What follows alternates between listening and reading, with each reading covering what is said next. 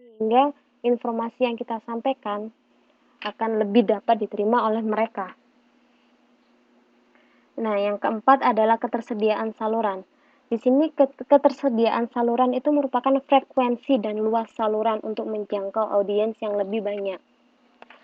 Kalau saya mendengarkan radio di Taiwan, apakah saya bisa menangkap frekuensi atau mendengarkan iklan yang kemungkinan disiarkan oleh radio di Indonesia? Apakah bisa?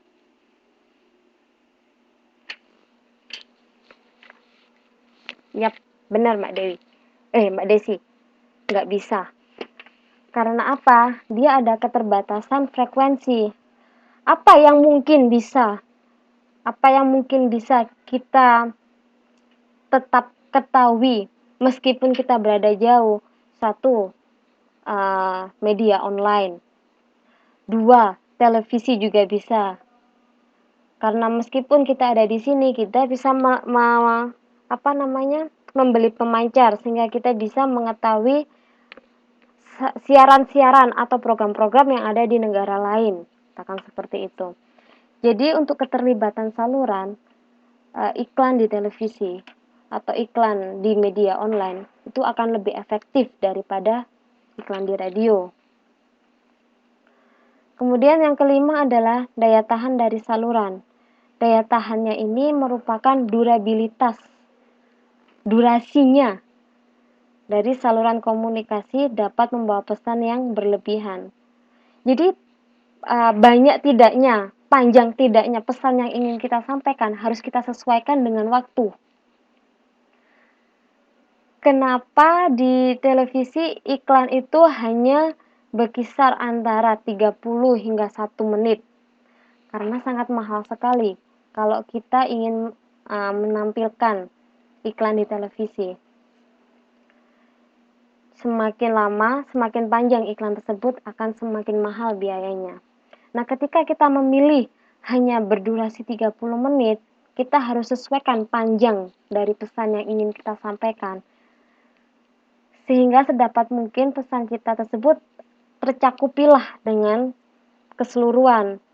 Meskipun itu hanya poin-poinnya saja, yang penting tercakup secara keseluruhan dan bisa diinformasikan kepada konsumen. Jadi durabilitas dari pesan kita harus diperhatikan.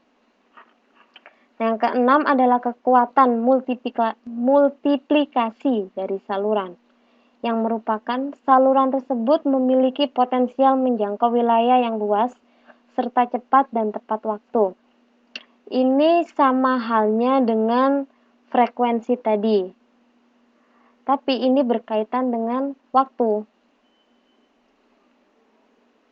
Jadi kalau kita ingin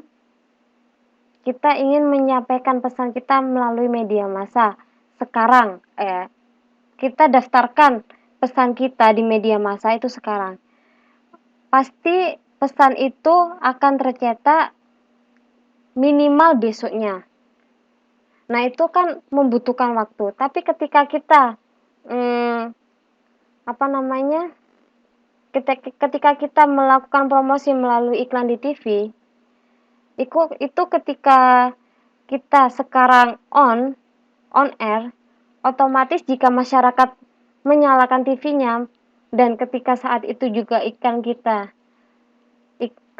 muncul, otomatis pesan kita sudah tersampaikan kepada konsumen. Jadi dimensi saluran yang berhubungan dengan waktu dan ketepatan itu juga harus diperhatikan. Dan yang terakhir adalah saluran yang saling melengkapi. Saluran yang saling melengkapi di sini diartikan menjadi saluran yang memiliki potensi dalam melengkapi komunikasi saluran lain. Jadi kita ketika ingin mengkomunikasikan atau menginformasikan produk kita atau pesan kita, nggak hanya menggunakan satu media informasi saja. Meskipun kita sudah melakukan iklan di televisi, tapi kita masih butuh yang namanya media yang lain, katakan membuat pamflet, membuat spanduk yang besar kita pajang di pinggir jalan atau di tempat-tempat umum yang lain. Jadi antara media yang satu, saluran yang satu dengan saluran yang lain itu sebaiknya saling melengkapi. Dan kita sebaiknya nggak hanya menggunakan satu saluran saja agar lebih optimal. Ada yang ditanyakan?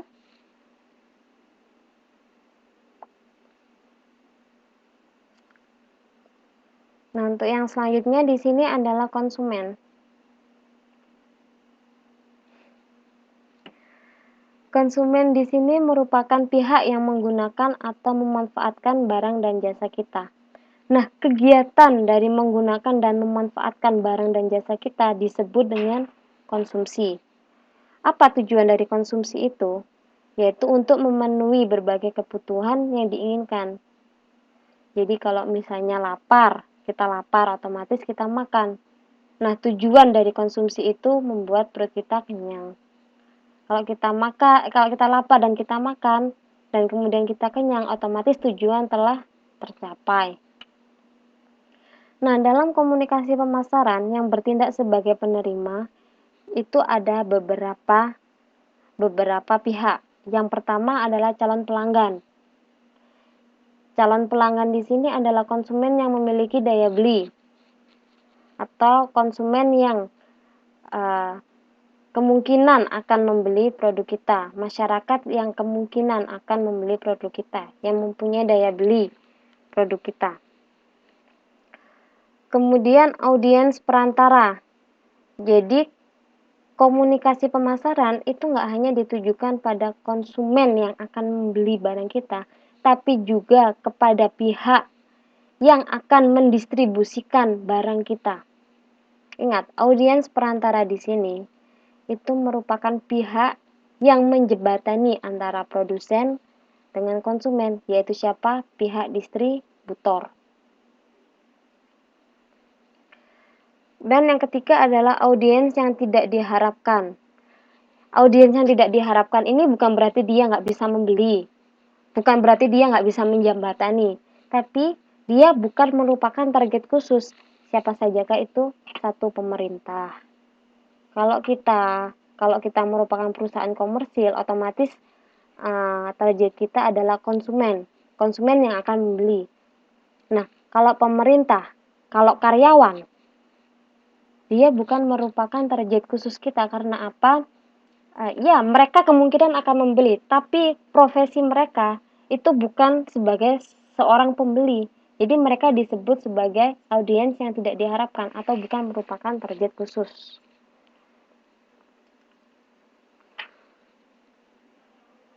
Kemudian yang selanjutnya adalah efek.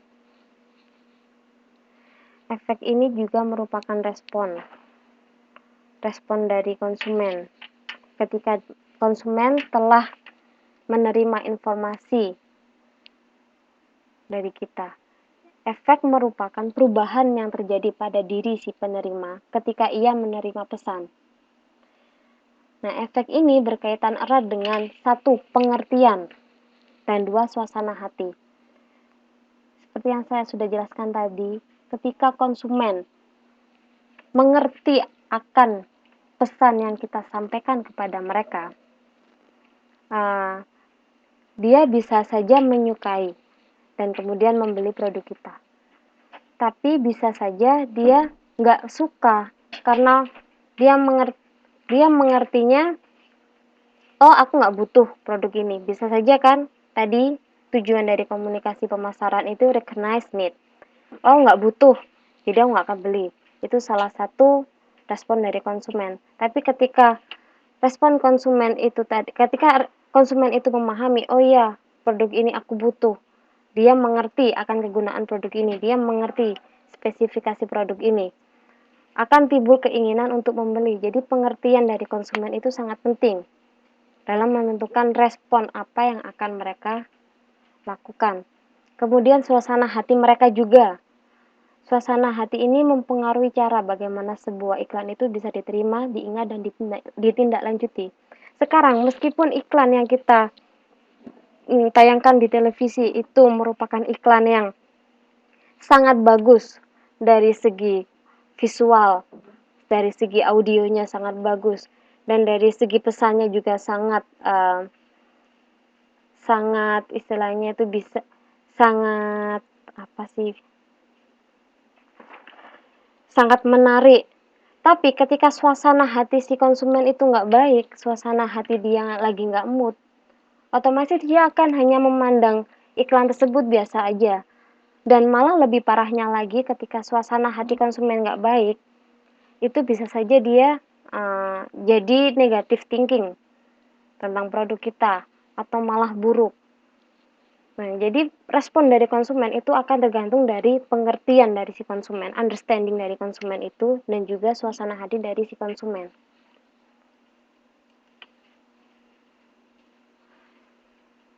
Yang selanjutnya,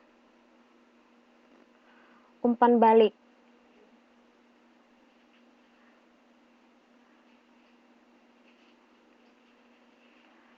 Umpan balik di sini atau feedback itu merupakan sekumpulan reaksi penerima setelah ia melihat, setelah ia mendengar, atau setelah ia membaca pesan yang kita sampaikan.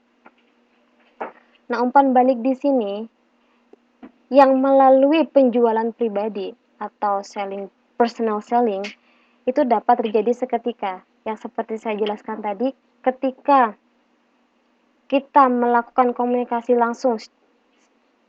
secara langsung dengan konsumen, kita bisa mengetahui respon dari konsumen itu secara langsung. Karena apa? Konsumen bisa melakukan timbal balik, bisa menyampaikan respon mereka secara langsung kepada kita. Sehingga di sini akan terjadi proses umpan balik. Nah, umpan balik yang melalui saluran-saluran media massa itu sulit untuk didapatkan secara langsung karena waktu yang melengkap menyangkut penundaan proses umpan balik. Jadi kalau iklan di televisi itu dia akan lebih sulit mendapatkan respon masyarakat secara langsung atau respon konsumen secara langsung daripada yang personal selling. Bagaimana? Ada yang ditanyakan? Sudah jelaskah, Mbak Desi?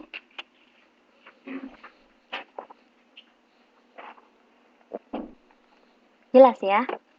Jadi berarti bukan personal selling ya?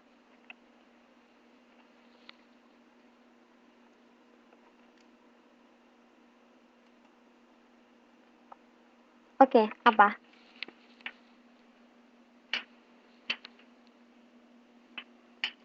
Ya, apa yang mau ditanyakan Mbak Desi?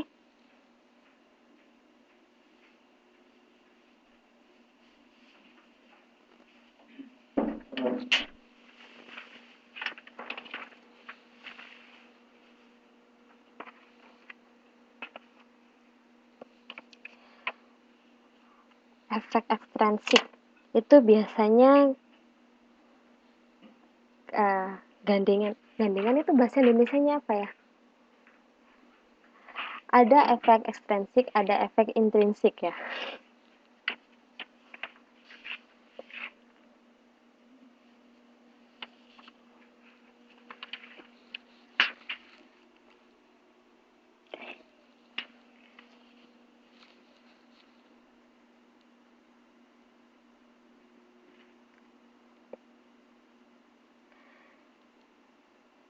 Jadi efek itu ada dua.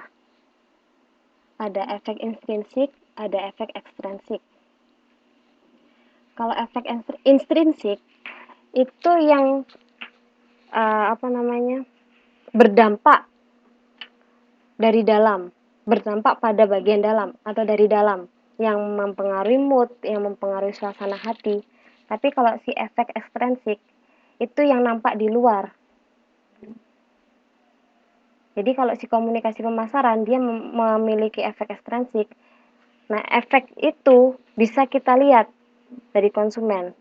Konsumen akan melakukan tindakan. Nah, efek itu terlihat oleh kita, itu yang ekstrinsik. Tapi kalau yang intrinsik itu nggak kelihatan. Bisa saja respon dari konsumen dia hanya memikirkan, hanya berpikir, hanya merasakan, entah dia suka atau enggaknya, kita nggak akan tahu kalau